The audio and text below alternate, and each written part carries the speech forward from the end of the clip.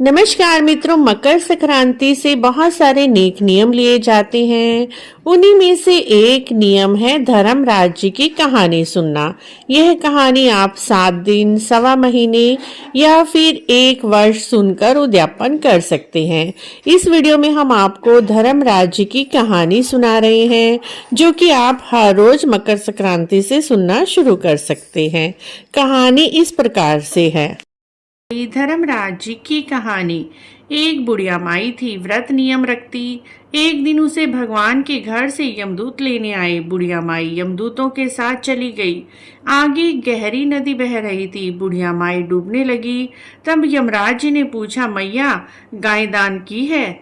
वह बुढ़िया माई बोली, मन ही मन। उसने गाय माता का ध्यान कर लिया। गाय माता उपस्थित हो गई। गाय की पूंछ पकड़कर बुढ़िया माई नदी पार कर गई। आगे गई तो काले कुत्ते खाने दौड़े। तब यमराज जी ने पूछा, कुत्तों को रोटी दी थी क्या? बुढ़िया माई ने मन में कुत्तों का ध्यान किया। कुत्ते चले गए। आगे चली तो काले कौवे बुढ़िया माई को चोंच मारने लगे। तब यमराज ने कहा, ब्राह्मणी की बेटी को सिर में तेल लगाने को दिया था कि नहीं? बुढ़िया माई ने ब्राह्मण की बेटी को याद किया। कौवों ने चोंच मारना छोड़ दिया। आगे गई तो पैरों में कांटे चुभने लगी। तब यमराज जी ने कहा, चप्पल दान की थी क्या नहीं? बुढ़िया माई ने याद किया तो चप्पल पैरों में आ गई। आगे चली तो चित्रगुप्त जी ने यमराज जी से कहा, आप किसको ले आए हो?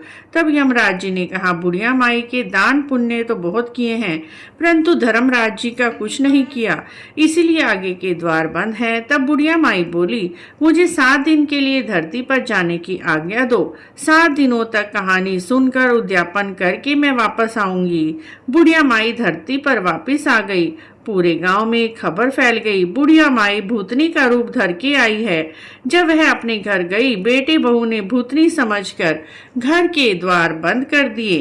तब उसने अपने बेटे बहू को कहा, मैं भूतनी नहीं हूँ, मैं तो धर्मराज जी की कहने के अनुसार ही वापस आई हूँ। मैं धर्मराज जी का नियम अनुसार व्रत करूंगी, कहानी सुनूंगी और उद्यापन करने के बाद परलोक चली जाऊंगी। यह सुनकर बेटे ने उद्यापन की सारी सामग्री इकट्ठी कर दी, लेकिन कहानी का हुंकारा नहीं भरा। तब बुढ़िया माई पड़ोसन के पास गई और कहने लगी, मेरी कहानी सुन लो। पड़ोसन ने कहानी सुनी, हुंकारा भी भर दिया। बुढ़िया माई ने 7 दिनों के बाद कहानी सुनकर उद्यापन कर दिया, सभी दान पुण्य किया। तब धर्मराज जी ने बुढ़िया माई के लिए धरती पर विमान भेजा। विमान देखकर सभी गांववासी स्वर्ग जाने के लिए तैयार हो उठे। बुढ़िया माई बोली, मेरी कहानी तो सिर्फ पड़ोसन ने ही सुनी है, इसने ही हुंकारा भरा है। तो सभी गांव वालों ने बुढ़िया माई के पैर पकड़ लिए, धर्मराज जी की कहानी सुनने का आग्रह किया। कहानी सुनने के बाद सभी विमान में बैठकर स्वर्ग पहुंचे। तो धर्मराज जी ने कहा, मैंने तो बुढ़िया माई को ही विमान में लाने के लिए भेजा था, यहाँ तो सारे गांववासी इकट्ठे हो गए हैं। तब बुढ़िया माई ने कहा, मेरी कहानी इन सब ने भी सुनी है, इसीलिए आधा पुण्य इनको भी दो। तब धर्मराज जी ने सभी गांववासियों को स्वर्ग का वास दिया। सो हे धर्मराज जी महाराज, जैसे बुढ़िया माई को स्वर्ग का वास दिया, जैसे कहानी सुनने वाले हुंकारा भरने वालों को स्वर्ग का वास दिया, वैसे ही हमें भी देना। इस कहानी को सुनने वाले हुंकारा भरने वालों को भी देना। बोलिए धर्मराज जी की जय।